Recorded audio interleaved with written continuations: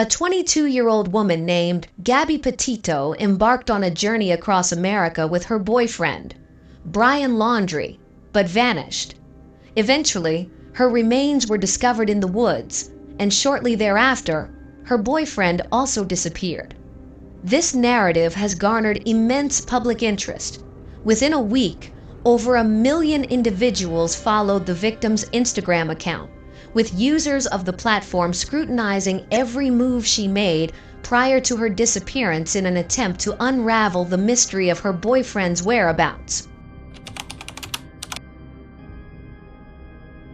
According to the FBI, nearly 90,000 missing persons cases were actively investigated in the United States at the end of 2020, but only this story became a true information bomb. Its fuse was lit on July 2nd, when 22-year-old New York native Gabrielle Petito and her 23-year-old boyfriend, Brian Laundrie, set off on a journey across America.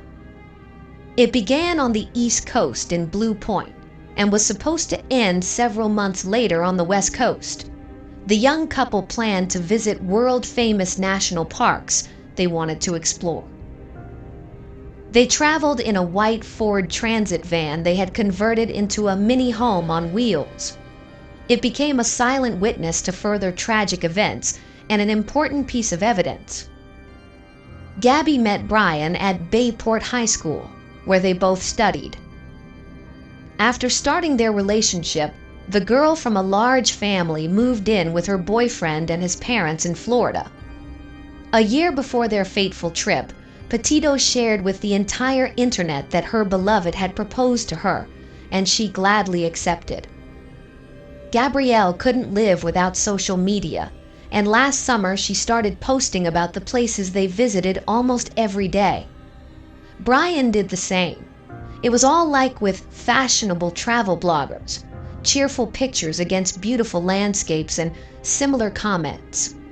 Only Gabby always wrote briefly, unlike Brian, which later proved very useful to armchair investigators of this tragedy. The first problems arose when the police received an anonymous message from a tourist who witnessed a conflict between Petito and Laundrie in Utah. He told the police about a possible act of domestic violence, to which they reacted by arriving at the scene on August 12th. Among the many photo and video evidence of this drama are videos taken that day by police body cameras, where they interrogate the young people.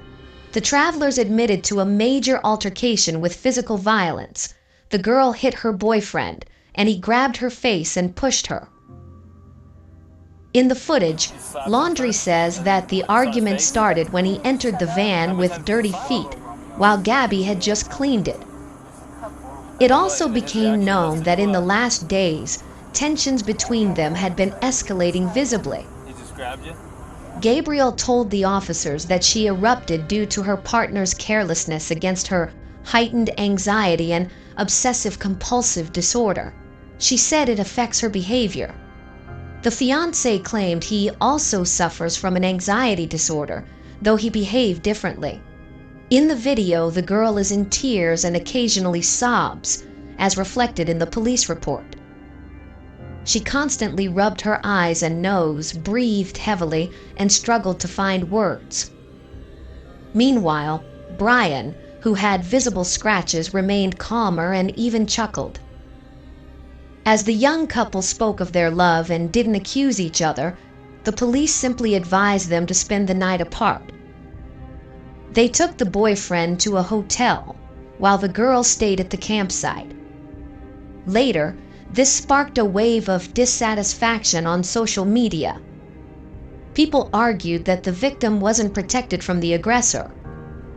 Many assumed that the law enforcement officers sided with the fiancé. One of them noticed on video that he was also married and understood the guy. The last time Petito spoke with her parents was on August 21st. A couple of days later, she and Laundrie checked into a hotel in the capital of Utah. How much longer she lived after that is a mystery.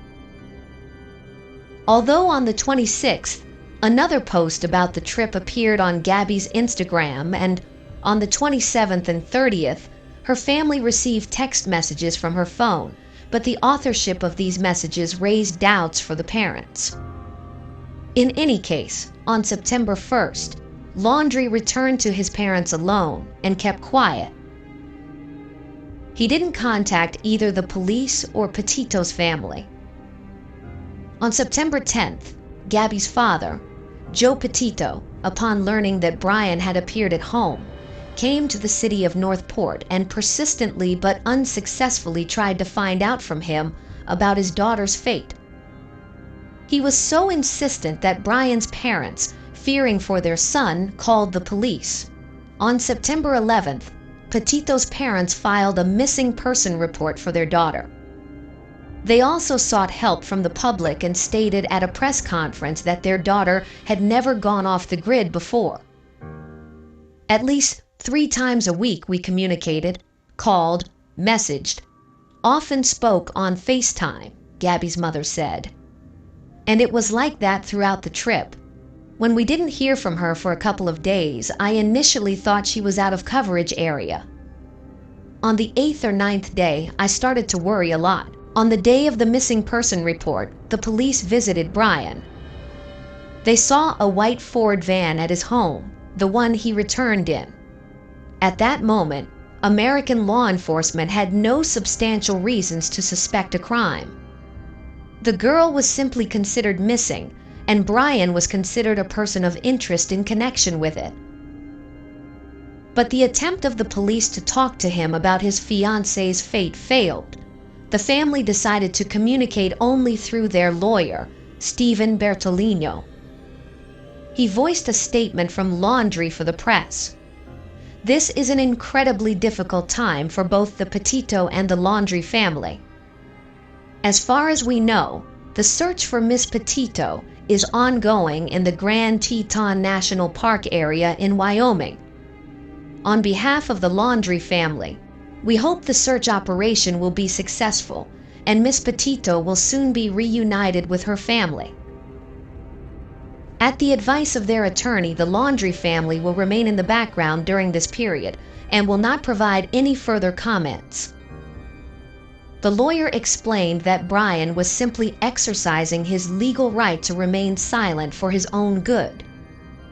He reminded everyone of the famous phrase from American movies, "Anything you say can and will be used against you."